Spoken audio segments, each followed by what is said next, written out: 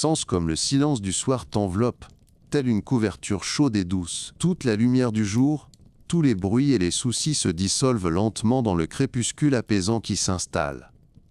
Dans cet espace de quiétude, nous allons entreprendre un voyage. Non pas vers des terres lointaines, mais dans les profondeurs du temps, jusqu'aux sources mêmes de la pensée qui, aujourd'hui encore, façonne notre monde. Notre berceuse commence en Grèce antique, à une époque où la philosophie faisait ses tout premiers pas, encore hésitants. Imaginons ensemble le ciel nocturne au-dessus de la côte de la mer Ionienne. Il est immense, profond, d'un noir de velours, parsemé de milliards d'étoiles qui scintillent d'une lumière froide et indifférente. C'est vers ce ciel, vers le mouvement majestueux des astres, vers le mystère des aurores et des couchers de soleil qu'étaient tournés les regards des premiers penseurs, que nous nommons les présocratiques. Leurs âmes aspiraient à comprendre l'univers. Leurs questions étaient grandioses, cosmiques.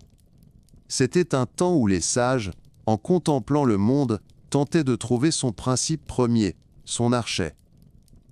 L'un d'eux, Thalès de Milet, en se promenant près de la mer, en observant les brumes qui s'élevaient de l'eau et les pluies qui nourrissaient la terre, supposa que tout provenait de l'eau. L'eau, souple, changeante, elle peut être vapeur, liquide et glace, elle donne la vie. Peut-être est-elle le matériau même avec lequel le monde entier est façonné. Sa pensée s'écoulait, tel un fleuve tranquille, essayant d'embrasser tout ce qui existe. Un autre penseur, Anaximandre, voyait le monde différemment. Il ne pouvait accepter que quelque chose d'aussi concret que l'eau puisse engendrer son contraire, le feu. Il cherchait quelque chose de plus profond, quelque chose d'indéfini et d'illimité. Il le nomma l'apostrophe apeiron, une substance infinie, éternelle, insaisissable, de laquelle tout émerge et en laquelle tout retourne, comme les vagues qui naissent de l'océan et redeviennent océan. C'était une pensée qui s'étendait au-delà du visible, tentant de toucher à l'éternité même.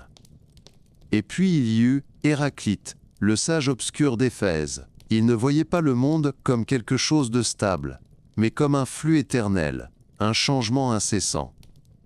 Tout s'écoule, tout change, murmurait-il. On ne peut pas entrer deux fois dans le même fleuve. Pour lui, le principe premier était le feu, dynamique, infatigable, celui qui transforme constamment tout ce qu'il touche. Le monde pour Héraclite est une harmonie qui naît de la lutte des contraires, le jour et la nuit, le chaud et le froid, la vie et la mort. Ces premiers philosophes étaient des géants de la pensée. Ils étaient poètes, physiciens, astronomes. Leur regard était tourné vers l'extérieur, vers le haut, vers les étoiles scintillantes et les lois profondes de la nature. Ils demandaient « De quoi le monde est-il fait ? Comment le cosmos est-il agencé ? » Mais dans leur théorie grandiose sur l'eau, l'air, le feu et les nombres, il ne restait presque aucune place pour un élément minuscule, mais extraordinairement complexe, l'homme lui-même. Les questions sur la manière de vivre, sur ce qu'est le bien, sur ce qu'est la justice, restaient dans l'ombre des grandes énigmes cosmologiques. Mais ensuite, dans la cité bruyante et ensoleillée d'Athènes, dans ses rues poussiéreuses et sur ses places animées, apparut une figure qui changea tout. Il ne ressemblait pas aux sages précédents. Il n'écrivait pas de traités, n'avait pas sa propre école au sens traditionnel. Il était de petite taille, de carrure robuste, avec des yeux proéminents et un nez camus. Son nom était Socrate. Et il accomplit une véritable révolution dans la philosophie. Sans même déplacer une seule pierre, il se mit simplement à poser des questions différentes. Socrate, tel un jardinier attentionné, a déplacé le foyer de la philosophie du jardin infini du cosmos vers le petit, mais non moins mystérieux, jardin de l'âme humaine. Savoir si le monde était fait d'eau ou de feu ne l'intéressait pas. Ce qui le préoccupait, c'était de savoir de quoi était faite une vie digne. Il marchait pieds nus sur l'agora d'Athènes, la place centrale où bouillonnait la vie, et parlait avec tout le monde, artisans, politiciens, poètes, guerriers.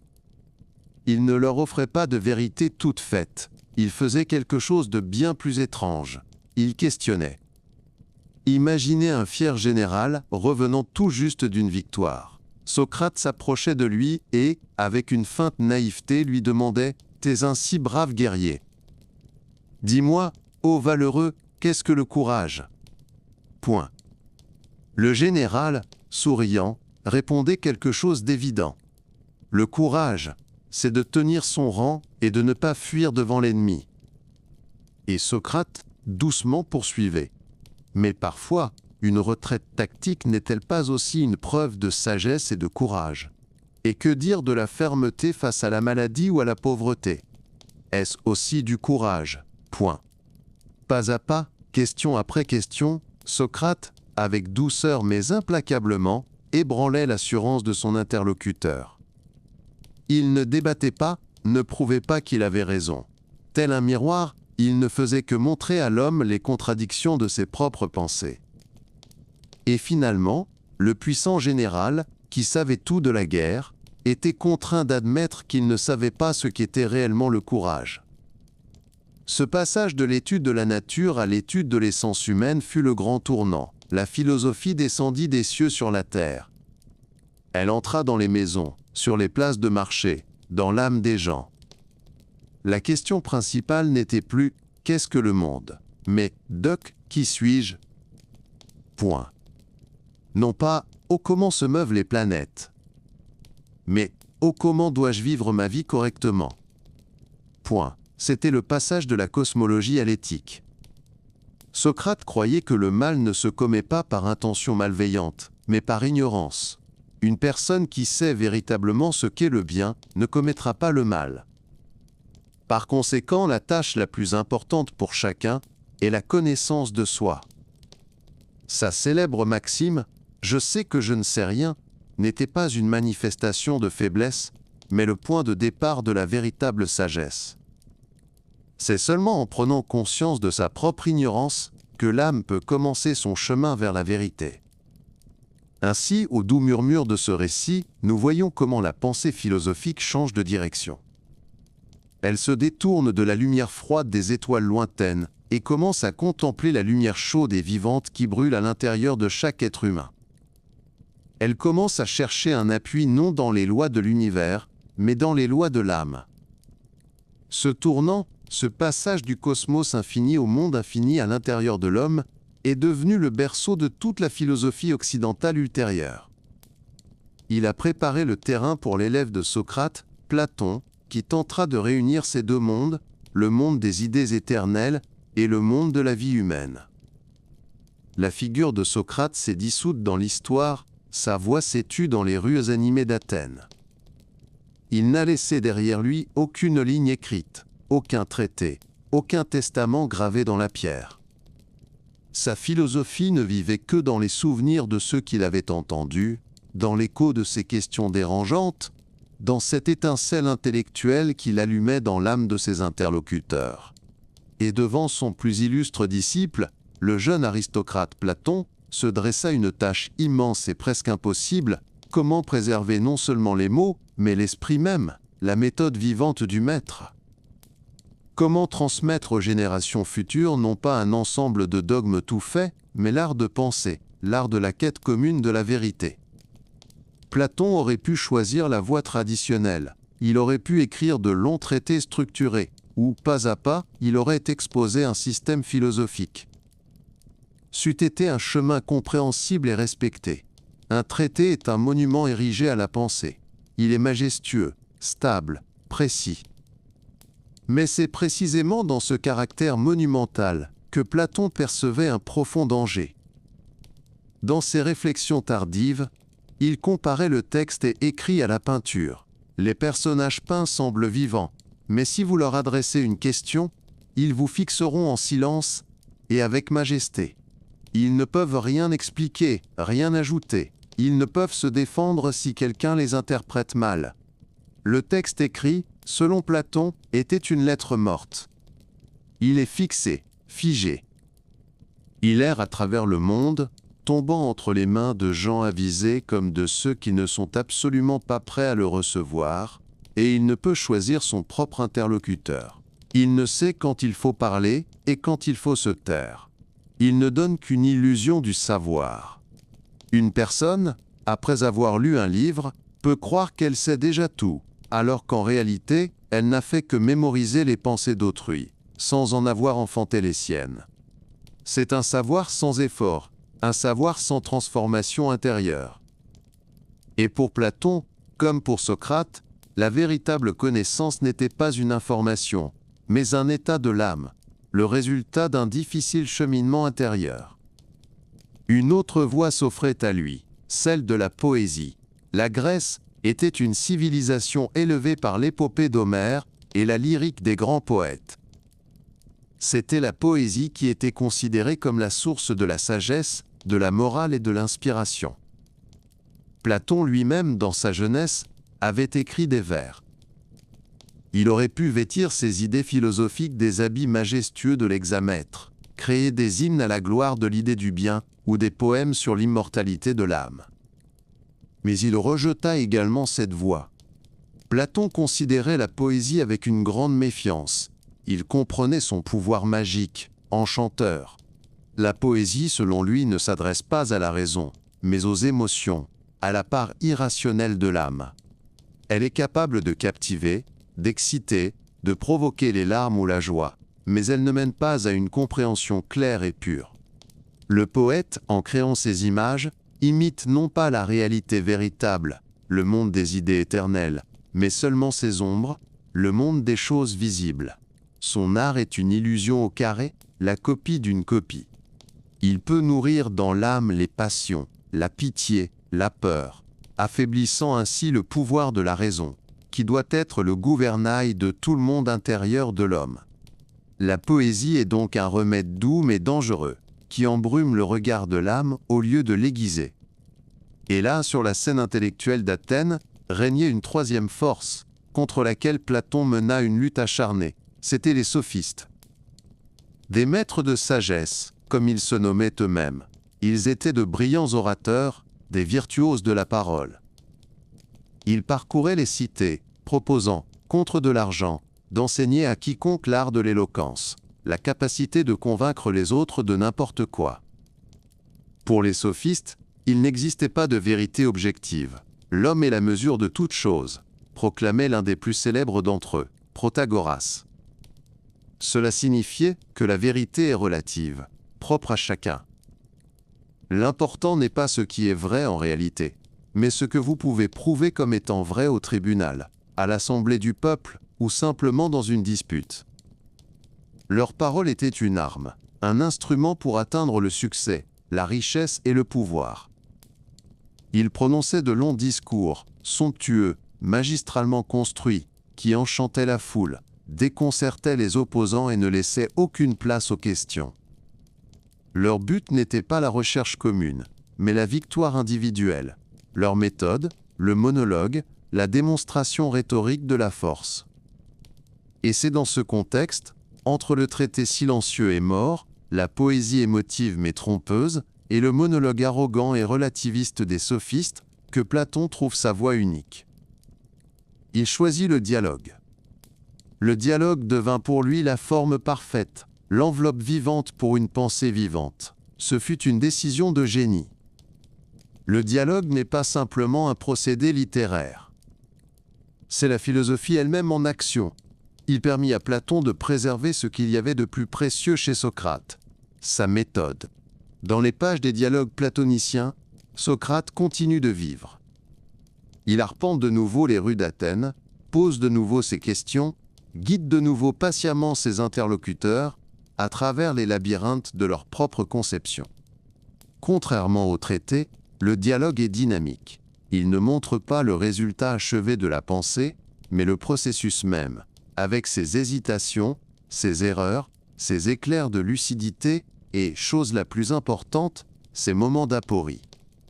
Cette impasse, ce désarroi où l'interlocuteur réalise que toutes ses connaissances antérieures étaient fausses. C'est précisément cet état de purification intellectuelle que Platon considérait comme le premier pas nécessaire vers la véritable connaissance. Contrairement à la poésie, le dialogue fait appel à la raison. C'est un drame des idées, non des passions. Chaque argument est minutieusement examiné, analysé, mis à l'épreuve. Le rythme de la conversation est lent, prudent. Le but n'est pas d'enchanter, mais de clarifier. Et surtout, le dialogue est devenu l'antidote idéal à la sophistique. Là où le sophiste prononçait un monologue, le philosophe dans le dialogue insistait sur des questions et des réponses brèves. Il ne laissait pas le flot d'éloquence dissimuler la faiblesse d'une position. Le dialogue exige une honnêteté intellectuelle. Vous ne pouvez pas simplement proclamer quelque chose, vous devez le justifier, répondre aux objections, être prêt à reconnaître votre erreur. Dans le dialogue, la vérité n'appartient à personne en particulier. Elle naît dans l'espace entre deux âmes qui, ensemble, dans un respect commun pour la raison, pour le logos, s'efforcent de l'apercevoir. Ainsi, en choisissant la forme du dialogue, Platon a fait bien plus que simplement trouver un moyen d'honorer son maître. Il a créé un instrument littéraire et philosophique d'une puissance incroyable. Il a montré que le chemin vers la sagesse n'est pas une lecture passive ou un engouement émotionnel. C'est une conversation active, partagée, parfois douloureuse, mais toujours vivante. Une conversation dans laquelle notre propre âme est le principal participant. Et cette conversation, qui a commencé il y a plus de 2 millénaires dans les pages de ses œuvres, se poursuit aujourd'hui encore, invitant chacun de nous à se joindre à elle. Ainsi, Platon a choisi sa forme, une conversation vivante, respirante, gravée sur les pages d'un papyrus. Mais le dialogue platonicien n'est pas une simple causerie fortuite autour d'un verre de vin. C'est un instrument finement accordé, tout un atelier pour façonner la pensée humaine. Dans cet atelier se trouvent des outils uniques, chacun avec son propre but et sa propre fonction. Pour comprendre comment s'opère le miracle de la quête philosophique, il nous faut regarder à l'intérieur et examiner ces outils de plus près. C'est un voyage au cœur même de la mécanique de la méthode socratique, au noyau de la naissance de la vérité. Le premier instrument que rencontre presque chaque interlocuteur de Socrate est le plus tranchant et souvent le plus douloureux. Il se nomme l'apostrophe elenchos. Ce mot peut se traduire par contre-interrogatoire, réfutation ou mise à l'épreuve. C'est une méthode de vérification rigoureuse de la solidité de toute affirmation. Imaginez l'âme humaine comme un jardin. Au fil des ans, diverses plantes y ont poussé. Ce sont nos convictions, nos représentations du monde, du bien et du mal, de la justice et de la beauté. Certaines, nous les avons plantées nous-mêmes, mais la plupart ont grandi à partir de graines portées par le vent de l'opinion publique, de l'éducation, des traditions. Nous nous y sommes habitués, nous les considérons comme une partie de nous-mêmes. Et voici que vient Socrate, cet étrange jardinier des âmes. Il ne nous propose pas de nouvelles fleurs exotiques. Au lieu de cela, il commence à examiner attentivement ce qui pousse déjà dans notre jardin. Il prend l'une de nos plus solides convictions, par exemple. La justice, c'est de dire la vérité et de rendre ce que l'on doit, et commence à la désherber doucement. C'est une définition admirable, dit-il, mais imagine que ton ami, saint d'esprit, t'ait confié une arme, et maintenant il revient dans une crise de folie et la réclame. Serait-il juste de lui dire la vérité sur l'endroit où se trouve l'arme et de la lui rendre? Une telle justice ne conduirait-elle pas à un mal terrible? Point. Par une seule question de ce genre, il crée une fissure dans le monolithe de notre certitude. Puis il en pose une autre, et encore une autre. Il ne se dispute pas, ne crie pas, n'impose pas son opinion. Il ne fait que tirer sur les fils sous-logiques qui dépassent de notre propre affirmation et nous montre qu'ils sont emmêlés, qu'ils se contredisent. Le processus de l'apostrophe elencho est un processus de purification intellectuelle. C'est la libération lente et méthodique de l'âme des mauvaises herbes, des fausses opinions, des pierres des préjugés, de l'illusion du savoir. C'est la préparation du sol. Et avant de pouvoir semer quoi que ce soit, la terre doit être rendue pure. Lorsque l'apostrophe elenchos atteint son but, survient un deuxième état, d'une importance capitale. Il se nomme l'apostrophe aporie. Ce mot grec signifie impasse, difficulté, cul-de-sac. C'est le moment où l'interlocuteur de Socrate, qui au début de la conversation était empli de confiance en son savoir, se tait soudainement. Il est troublé, désemparé. Toutes ses réponses habituelles se sont révélées insuffisantes. Le chemin qu'il suivait avec assurance l'a conduit dans un fourré impénétrable. Imaginez un voyageur dans une forêt qui lui est familière, réalisant soudain que tous les sentiers ont disparu, que le soleil s'est caché derrière les nuages, et qu'il ne sait absolument plus où aller. C'est cela, l'aporie. Pour beaucoup, c'est un état de frustration et même de honte. Mais pour Socrate et Platon, l'aporie n'est pas une défaite. C'est le point culminant de la première étape de l'ascension philosophique. C'est l'instant béni de silence où le bruit de l'autosatisfaction se tait, et où l'âme, pour la première fois, s'ouvre véritablement à la recherche. C'est la reconnaissance de sa propre ignorance, moins sapra, je sais que je ne sais rien, moins sapra, qui est la porte de la véritable sagesse. C'est seulement dans l'état d'aporie, lorsque les vieilles cartes sont devenues inutiles, que le véritable voyage commence. La plupart des premiers dialogues de Platon se terminent précisément sur cette note, laissant le lecteur dans un état de réflexion fertile. Mais que se passe-t-il ensuite? La philosophie n'est-elle donc que la destruction des illusions, laissant l'homme dans le désarroi? Non. Et c'est ici qu'entre en scène le troisième instrument, merveilleusement beau et humain, la maïeutique, ou l'art de l'accoucheur d'âme. Socrate, dont la mère Phénarète était sage-femme, affirmait pratiquer le même métier, sauf qu'il n'aidait pas les femmes à enfanter des enfants, mais les jeunes esprits à enfanter la vérité. Il était convaincu que la vérité existe déjà dans l'âme de chaque personne. Elle est simplement endormie, cachée sous des couches d'oubli et de fausses représentations. Ceci est lié à la théorie platonicienne de l'apostrophe-anamnèse, la réminiscence. L'âme, avant de s'incarner dans un corps, a contemplé le monde des idées éternelles. Et par conséquent, la connaissance de ces idées est innée. La tâche du philosophe mentor n'est pas d'inculquer le savoir à l'élève de l'extérieur comme dans un récipient vide. Sa tâche est d'aider l'élève à se remémorer ce que son âme sait déjà. Socrate l'accoucheur ne donne pas de réponse toute faite. Il pose les bonnes questions, encourage lorsque la pensée se trouve dans une impasse, attend patiemment. Il aide à distinguer le fruit véritable et viable de la pensée de celui qui est faux, mort-né. C'est un processus profondément personnel et en même temps partagé. C'est un mystère dans lequel une âme aide une autre âme à s'enfanter elle-même, à donner naissance à sa propre compréhension, non empruntée.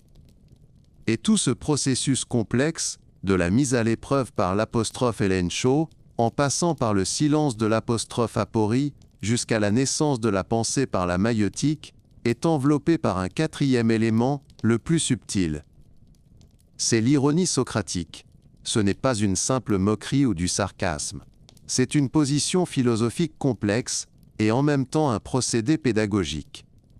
Sa manifestation la plus célèbre est l'assurance constante de Socrate de sa propre ignorance. S'adressant à un expert plein d'assurance, il dit « Je ne sais pas ce qu'est la vertu, c'est pourquoi je suis venu à toi, le sage, pour que tu m'enseignes. » Cette fausse naïveté désamorce instantanément l'attention.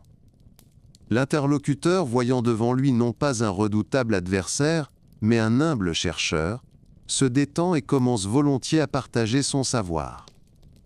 L'ironie crée un espace sécurisant pour l'exploration, où personne n'a peur de paraître stupide. Mais en même temps, cette ironie crée une distance. Elle nous oblige, nous lecteurs, à être attentifs, à comprendre que derrière la simplicité des mots se cache une intention profonde. Elle est cette douce lumière qui éclaire l'orgueil et l'autosatisfaction, non pas en les brûlant par l'agression, mais en les dissolvant doucement dans la conversation partagée. C'est ainsi que, s'unissant, ces outils transforment la conversation en un puissant mécanisme de connaissance.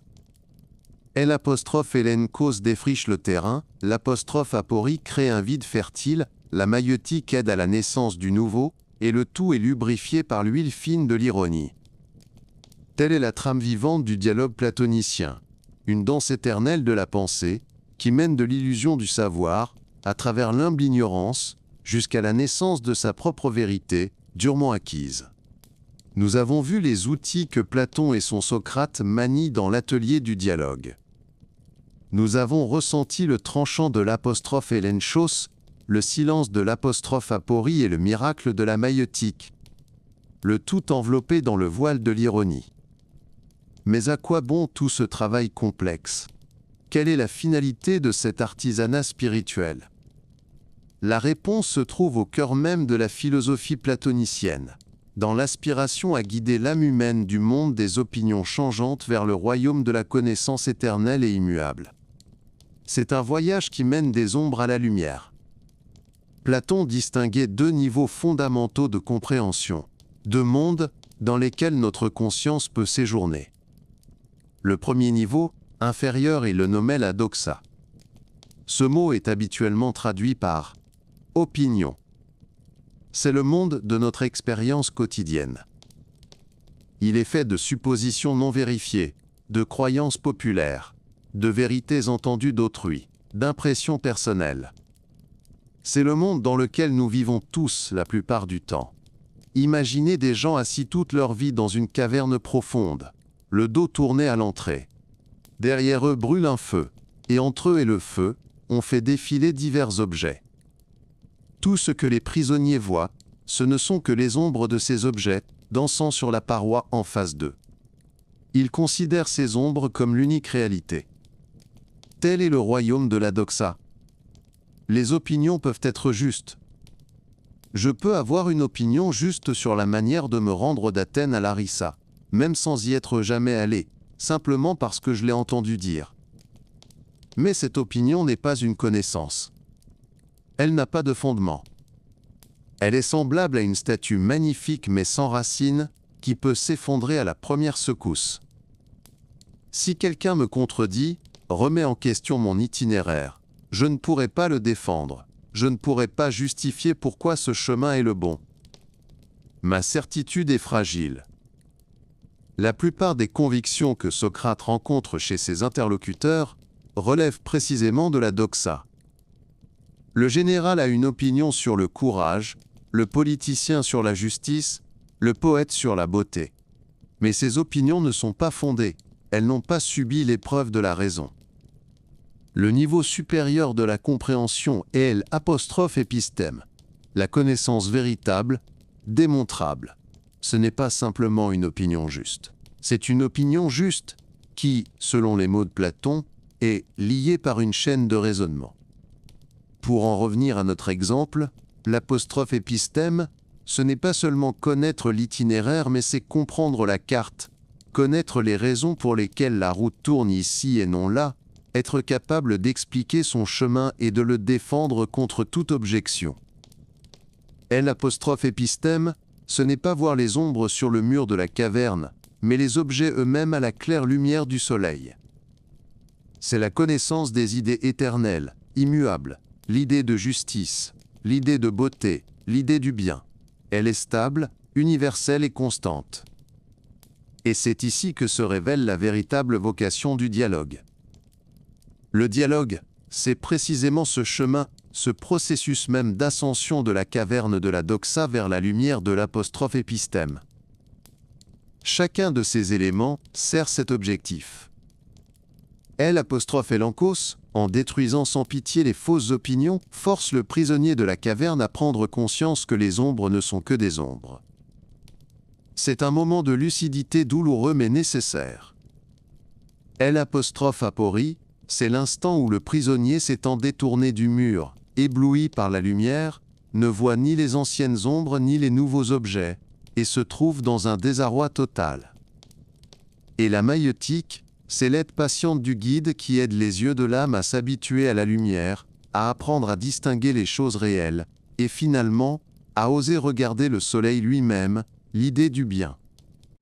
La force motrice de tout ce processus est le majestueux et puissant logo. Ce mot grec a une multitude de significations. Parole, discours, argument, loi, raison. Dans le contexte du dialogue, le logos est la force du raisonnement argumenté et rationnel. C'est le principe directeur et le juge suprême de toute la conversation. Les participants au dialogue conviennent de se soumettre non pas à l'autorité, non pas à la tradition, non pas aux émotions, mais uniquement à la force du meilleur argument. Nous devons aller là où souffle le vent du logos, dit Socrate. Le logos est la boussole commune qui empêche le navire de la conversation de dévier de son cap. Il exige la clarté dans les définitions, la cohérence dans les conclusions, l'honnêteté dans la reconnaissance des contradictions.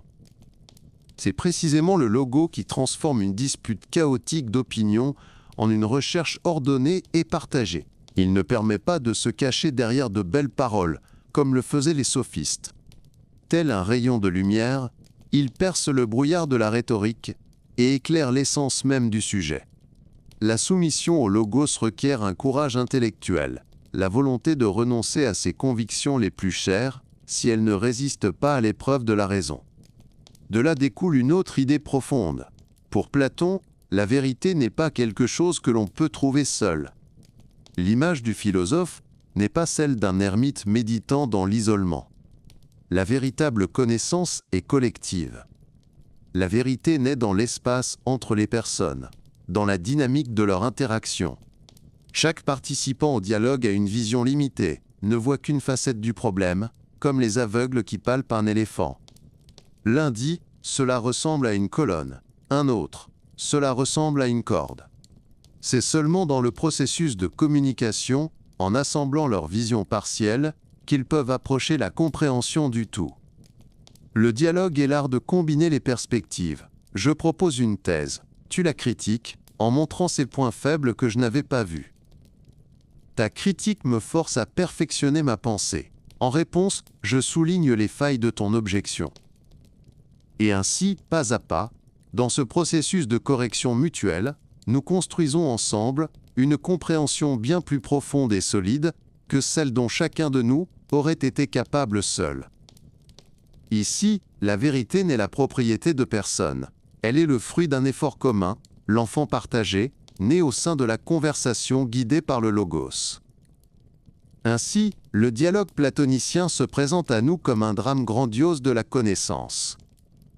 Ce n'est pas simplement une forme, mais le contenu même de la philosophie. C'est un voyage structuré et déterminé qui conduit l'âme du monde fragile et brumeux, des opinions et des illusions vers le monde solide et clair de la connaissance véritable. C'est un chemin qui exige un travail intellectuel, de l'honnêteté envers soi-même et envers les autres, et, par-dessus tout, la foi en la force toute-puissante de la raison. C'est une invitation non seulement à recevoir la connaissance, mais à vivre sa naissance dans une conversation partagée, patiente et pleine de sens. Les dialogues de Platon, qui nous sont parvenus à travers l'épaisseur des millénaires, ne forment pas un bloc monolithique, taillé d'un seul coup. Ils sont plutôt la chronique vivante d'une grande âme, le récit d'un long voyage de près de 50 ans en quête de la vérité. En les lisant, nous pouvons observer la pensée de Platon grandir, se transformer, mûrir et même se critiquer elle-même. Ce chemin peut être comparé au cours d'un grand fleuve. Il naît comme un torrent de montagne, impétueux et sonore, qui emporte sur son passage tous les obstacles. Puis, il atteint la plaine, devenant large, profond et majestueux, nourrissant les terres environnantes. Et enfin, en approchant de la mer, il se divise en une multitude de bras, explorant des méandres complexes et sinueux. Ce sont les trois grandes époques de l'œuvre platonicienne, la jeunesse, la maturité et la vieillesse. La première période est celle des dialogues de jeunesse, ou socratiques. C'est là notre torrent de montagne. Dans ces textes, écrits peu après la mort de son maître, Platon agit davantage comme le gardien d'une mémoire que comme le créateur de son propre système. Le héros principal y est toujours Socrate, vivant, respirant, plein d'ironie et d'une curiosité insatiable. Il arpente Athènes, s'accroche aux gens, les déconcerte avec ses questions. L'atmosphère de ses dialogues est tendue, dramatique, chargé de l'énergie d'un duel intellectuel. L'objectif principal de ces conversations est la recherche de définitions précises des concepts éthiques. Dans le dialogue Eutyphron, Socrate rencontre un prêtre qui s'apprête à poursuivre son propre père en justice et lui demande ce qu'est la piété. Dans le Lachès, il interroge deux généraux renommés sur la nature du courage. Dans le Charmide, le sujet est la modération ou la maîtrise de soi. Socrate, usant de son implacable élenchon, démontre qu'aucun de ses interlocuteurs, qui se considèrent comme des experts, ne peut donner de définition satisfaisante. Ils proposent des exemples, mais ne peuvent saisir l'essence même, l'idée même du concept. Ces dialogues, en règle générale, n'aboutissent à rien. C'est-à-dire qu'ils s'achèvent sur un état d'aporie, d'impasse intellectuelle. Aucune réponse n'est trouvée. Le lecteur, tout comme les participants à la conversation, est laissé dans un état de désarroi fertile. Ici, Platon ne se hâte pas de donner ses propres réponses. Sa tâche est de montrer la méthode de Socrate en action, de nettoyer l'esprit des débris des fausses opinions, de démontrer toute la complexité de questions qui semblent si simples. C'est la philosophie dans sa forme la plus pure, la plus critique. C'est une invitation non pas à l'assimilation d'une doctrine, mais à la pensée partagée, à la prise de conscience de la profondeur de sa propre ignorance. Puis, le fleuve de la pensée atteint la vaste plaine. C'est la période de maturité, la période classique de l'œuvre de Platon. Ici, la voix de l'auteur lui-même commence à résonner avec beaucoup plus de force, bien qu'elle continue de parler par la bouche de Socrate. Le Socrate de ces dialogues n'est plus tant une figure historique qu'un guide philosophique majestueux, menant avec assurance ses auditeurs vers la lumière de la vérité. Il ne se limite plus à la critique, il commence à construire. C'est dans ces dialogues que Platon expose les fondements de son propre système philosophique, ces idées qui sont entrées pour toujours dans le trésor de la pensée humaine. Ici, dans les dialogues Phédon le banquet, Phèdre, et surtout dans la monumentale République, s'épanouit sa célèbre théorie des idées. Platon y affirme que notre monde visible n'est qu'une ombre, une copie d'un autre monde, le monde véritable, celui des idées ou formes éternelles, parfaites et immuables. C'est là qu'existe la vraie justice, la vraie beauté, le vrai bien. Il y parle de l'immortalité de l'âme qui, avant sa naissance dans le corps, a déjà contemplé ses idées, et c'est pourquoi le processus de connaissance est une anamnèse, une réminiscence de l'oublié. Il y dessine le projet grandiose d'un état idéal où les philosophes doivent gouverner, ceux qui sont capables de s'élever à la contemplation du monde des idées et d'apporter sa lumière dans les ténèbres de la société humaine. Le dialogue lui-même change de caractère durant cette période. Il ressemble moins à une libre dispute et davantage à une leçon didactique, où Socrate prononce de longs discours et où ses interlocuteurs se contentent de temps à autre de marquer leur accord. La forme dialogique sert ici plutôt à faciliter la réception de doctrines complexes, à les décomposer, à guider le lecteur pas à pas sur les marches de cette théorie majestueuse. Si les premiers dialogues étaient le déblaiement d'un chantier, ceux de la maturité sont l'édification du temple grandiose de la métaphysique, de l'éthique et de la politique platonicienne. Mais le voyage ne s'arrête pas là. Dans la dernière période de son œuvre, déjà patriarche aux cheveux gris de son académie, Platon fait quelque chose d'étonnant. Son fleuve atteint son delta et se divise en une multitude de bras complexes et profonds. Il revient à son propre enseignement, avec des questions nouvelles, encore plus complexes. C'est la période de la plus haute autocritique et de la plus grande honnêteté intellectuelle.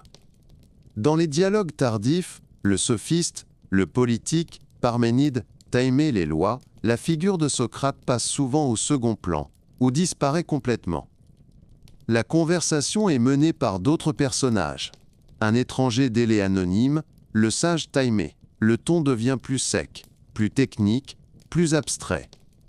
Le drame et la poésie cèdent la place à une logique rigoureuse, presque mathématique. Platon, tel un grand architecte inspectant l'édifice qu'il a construit, commence à en tester les fondations mêmes. Dans le Parménide, il soumet sa propre théorie des idées à une critique dévastatrice. montrant toutes les difficultés logiques et les paradoxes qui en découlent. Comment exactement les choses sont-elles liées aux idées? Existe-t-il des idées pour les choses viles et sales?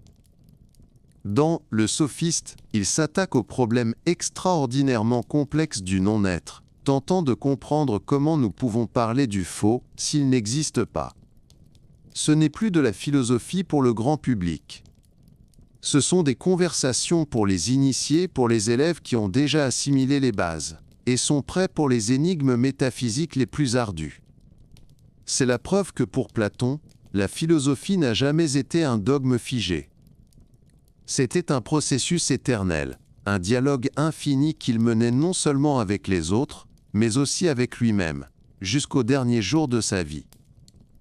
Ainsi, en observant cette évolution, nous voyons le cycle de vie complet d'une pensée, de la ferveur juvénile et de la négation critique, en passant par la confiance mature et la construction d'un système propre, jusqu'à la sage réflexion et l'autocritique. Et la forme du dialogue, telle l'argile souple dans les mains d'un maître, se transformait avec son contenu, servant à chaque fois d'instrument idéal pour l'étape du voyage où se trouvait son grand auteur.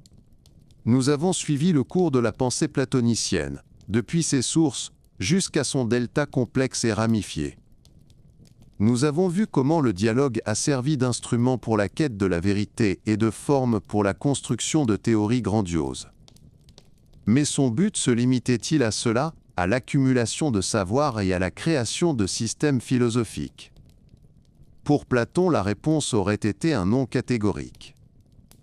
La finalité du dialogue est bien plus profonde et plus importante. Elle ne consiste pas à remplir l'esprit d'information, mais à transformer l'âme elle-même. Le dialogue pour Platon n'est pas simplement une méthode d'apprentissage, c'est une pratique qui guérit, ordonne et perfectionne l'essence humaine. C'est à la fois une gymnastique pour l'esprit et une musique pour le caractère. Imaginons l'esprit comme un muscle. Sans entraînement, il devient faible, flasque, incapable de véritables efforts. Les pensées quotidiennes, les impressions chaotiques, la consommation passive des idées d'autrui, tout cela équivaut à une légère promenade. Cela ne développe pas la force. Le dialogue, tel que Socrate le pratiquait, est précisément cette gymnastique intense et méticuleusement conçue. Chacun de ces éléments vise à entraîner un groupe spécifique de muscles intellectuels. Il habitue l'esprit à une discipline qu'il ne connaît pas dans la vie ordinaire. Premièrement, la participation au dialogue contraint à la clarté. Dans nos propres pensées, nous flottons souvent dans un brouillard d'incertitude. Nos idées nous semblent claires, jusqu'à ce que nous tentions de les exprimer. Le dialogue exige de formuler sa position de manière nette et sans ambiguïté, car chaque mot sera examiné au microscope. Deuxièmement, il entraîne les capacités analytiques. Nous apprenons à décomposer des arguments complexes en leurs éléments plus simples, à distinguer les prémices des conclusions, à trouver les suppositions cachées. L'esprit apprend à n'être pas seulement un consommateur, mais un architecte de la pensée. L'implacable Elenko agit comme un appareil de musculation. Il nous montre les points faibles de notre argumentation, nous force à nous tendre et à chercher des fondations plus solides pour nos convictions. Suivre le logo, le fil du raisonnement rationnel, nous enseigne la cohérence et l'endurance logique. C'est comme apprendre à exécuter correctement un exercice pour en tirer le maximum de bénéfices sans se blesser. Au terme de ces entraînements constants, l'esprit devient souple, fort, aiguisé et endurant. Il acquiert la capacité non seulement de réagir aux stimuli extérieurs, mais d'explorer le monde de manière autonome, de construire de solides édifices de connaissances et de distinguer le vrai du faux. Telle est la première fonction pédagogique du dialogue, former un véritable philosophe, un athlète de la pensée. Mais pour Platon, cette gymnastique de l'esprit était indissociablement liée à la formation du caractère. L'entraînement de l'intellect avait des conséquences éthiques directes. Le chemin de la connaissance dialectique est en même temps le chemin du perfectionnement moral. Dans la fournaise de la conversation socratique se forgeaient non seulement des idées, mais aussi des vertus. La toute première et la plus importante d'entre elles est l'humilité intellectuelle. Traverser l'aporie, cette prise de conscience totale de sa propre ignorance sur des sujets où l'on se croyait expert, est une expérience extrêmement puissante et qui rend humble. C'est un vaccin contre la plus dangereuse des maladies de l'âme, l'orgueil, l'arrogance, la certitude de son propre savoir en son absence. Reconnaître « je ne sais pas » est un acte de courage qui libère l'âme des chaînes de l'illusion et l'ouvre à un véritable apprentissage. Cette humilité est le fondement de toutes les autres qualités éthiques. Le dialogue cultive aussi le courage, mais d'une sorte particulière, le courage intellectuel. Il faut une audace considérable pour exposer ses convictions les plus profondes et les plus chères à un examen public et à une critique impitoyable. Il faut du courage pour entendre la critique, reconnaître son erreur et renoncer à une fausse opinion, même si elle était confortable et habituelle. Cette volonté de suivre le logos, où qu'il mène, est la manifestation d'un véritable amour de la vérité, supérieur à son propre ego. En outre, le dialogue est une école de la maîtrise de soi, ou de la modération. Il nous apprend à retenir nos émotions, à ne pas nous mettre en colère lorsque nos arguments sont réfutés, à ne pas nous offenser contre notre interlocuteur, à ne pas chercher la victoire pour la victoire. Le but est la recherche commune, non le triomphe personnel. Cela exige la capacité de dominer ses passions, en les soumettant à un but plus élevé, moins la compréhension. Et enfin, le dialogue est une pratique de la justice. Il nous apprend à être juste envers les pensées d'autrui, à les écouter attentivement, à essayer de les comprendre avant de les critiquer. Il nous apprend à rendre hommage à la force de l'argument d'autrui, même s'il détruit notre propre position. Dans ce petit espace de conversation, nous apprenons les principes sur lesquels une société juste doit être bâtie. Ainsi, pour Platon, le dialogue n'était pas seulement un chemin vers la vérité, mais aussi un chemin vers la vertu. Et cette idée trouve son expression la plus haute dans sa philosophie politique. Le modèle de l'âme ordonnée et harmonieuse, où la partie rationnelle gouverne les parties volontaires et désirantes, devient pour lui le modèle direct pour la construction d'une société idéale, la polis. Comme dans l'âme, c'est la raison qui doit régner dans l'État. La société bien organisée, décrite dans la République, est, en substance, une société construite selon les principes du dialogue. Elle n'est pas gouvernée par des tyrans guidés par leurs propres désirs, ni par des guerriers guidés par la soif de gloire, mais par des philosophes, ceux qui ont parcouru le long chemin de la gymnastique dialectique et ont atteint la contemplation de l'idée du bien. Leur pouvoir est le pouvoir de la raison, du logos. Les lois dans un tel état ne sont pas des ordres arbitraires, mais des principes rationnellement fondés, visant au bien commun. Toute la vie de la polis, et en particulier le système d'éducation des futurs gardiens dirigeants, est imprégnée de l'esprit du dialogue. C'est une communauté en conversation constante avec elle-même sur ce qu'est le bien et la justice. Une cité sans dialogue est un chaos, une cacophonie, où chaque individu ou classe sociale tente de satisfaire ses intérêts égoïstes. C'est un état de guerre de tous contre tous, qu'il soit latent ou manifeste. La cité qui vit selon les lois du dialogue est une symphonie. Chacune de ses parties remplit sa fonction, en harmonie avec les autres, et tout ensemble, elles créent un tout unifié, beau et cohérent. Le discours rationnel, la quête commune de la vérité, est cette force vitale, ce souffle qui unit les citoyens et transforme une foule en une communauté. Si pour Platon, le chemin vers le perfectionnement personnel et le chemin vers la création d'une société juste n'étaient qu'un seul et même chemin, le chemin du dialogue. Nous avons parcouru un long chemin en suivant le développement du dialogue platonicien.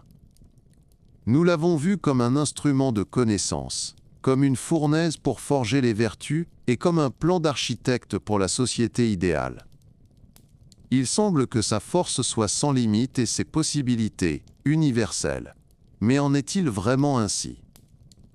La parole, même la plus raffinée, la plus honnête et la plus intelligente, peut-elle absolument tout embrasser? N'existe-t-il pas des profondeurs de la vérité où tout langage devient impuissant, où la conversation doit céder la place à la contemplation silencieuse? C'est précisément ici, aux confins de la parole, que nous trouvons les leçons ultimes et les plus subtiles de l'héritage platonicien. Il existe une théorie mystérieuse et encore débattue concernant ce que l'on appelle les doctrines non écrites de Platon, ou agrapha dogmata. Certains chercheurs, s'appuyant sur le témoignage de son disciple Aristote et sur des allusions dans les propres lettres du philosophe, estiment que Platon n'a jamais confié à l'écrit les aspects les plus importants et les plus profonds de sa métaphysique. Cela concernait probablement les principes suprêmes de l'être, la doctrine de l'un et de la dyade indéfinie, d'où proviennent les idées elles-mêmes. Pourquoi? Parce qu'une telle sagesse, selon lui, ne peut être transmise comme une information toute faite. Elle n'est pas destinée au grand public. Une fois consignée dans un texte, elle serait inévitablement simplifiée, vulgarisée, mal interprétée par ceux dont l'âme n'est pas prête à la recevoir. La connaissance véritable et suprême, comme le croyait Platon, ne peut naître que d'une longue et vivante communion, d'une vie partagée dans la recherche philosophique, ce qu'il s'efforçait d'incarner dans son académie. Elle jaillit soudainement dans l'âme, comme une étincelle jaillit du feu, après de nombreuses conversations et réflexions, et vit ensuite de sa propre vie.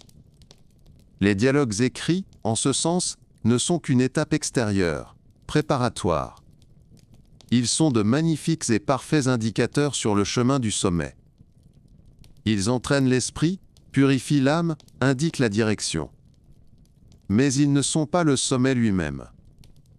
Ils peuvent nous conduire jusqu'aux portes du temple, mais c'est seul, dans le silence qui s'étend au-delà des mots, que l'âme doit entrer à l'intérieur et faire l'expérience directe de la vérité divine. C'est un rappel que tout langage, même philosophique, n'est qu'un instrument, et non une fin en soi. Outre cette limite intérieure, reconnue peut-être par Platon lui-même, il existe aussi des ombres de critiques extérieures, contemporaines, qui se projettent sur la figure rayonnante de la méthode socratique. Certains se demandent, Socrate est-il toujours ce chercheur de vérité honnête et impartial qu'il semble être? Ou bien, derrière le masque de l'ironie et de l'ignorance feinte, se cache un habile manipulateur qui connaît déjà la réponse à l'avance et ne fait que guider magistralement son interlocuteur vers elle, créant l'illusion d'une découverte commune. Parfois, le dialogue peut en effet sembler non pas une libre conversation, mais une représentation subtilement mise en scène, où les rôles sont distribués à l'avance et le final, déterminé. Une autre ombre de critique concerne l'élitisme de cette voie. La méthode dialectique exige une quantité énorme de temps, de loisirs, ainsi qu'une préparation intellectuelle considérable. C'était une voie accessible à la jeunesse aristocratique athénienne, aux membres de l'Académie. Mais est-elle réaliste pour l'artisan, le fermier, le marchand? Cette grandiose gymnastique pour l'âme n'est-elle pas un luxe, inaccessible à la grande majorité des gens, absorbés par les soucis quotidiens de la survie? C'est une question importante sur la dimension sociale de la philosophie, qui nous force à nous demander si ce chemin vers la vertu et la connaissance n'est pas le privilège de quelques-uns. Ces réflexions critiques n'annulent pas la grandeur du dialogue, mais elles rendent notre compréhension plus complète, en montrant que même l'instrument le plus parfait a son contexte et ses limites. Pourtant, malgré toutes les limites et les critiques, l'écho du dialogue platonicien ne s'est pas tu depuis 2 millénaires et demi. C'est cette pierre jetée dans les eaux de la civilisation occidentale, dont les ondes continuent de se propager. Son héritage est immense et multiforme. Toute l'histoire ultérieure de la philosophie, comme l'a si fameusement remarqué un penseur, n'est qu'une série de notes en marge de Platon. Et la forme du dialogue, tout comme son esprit, a continué à vivre.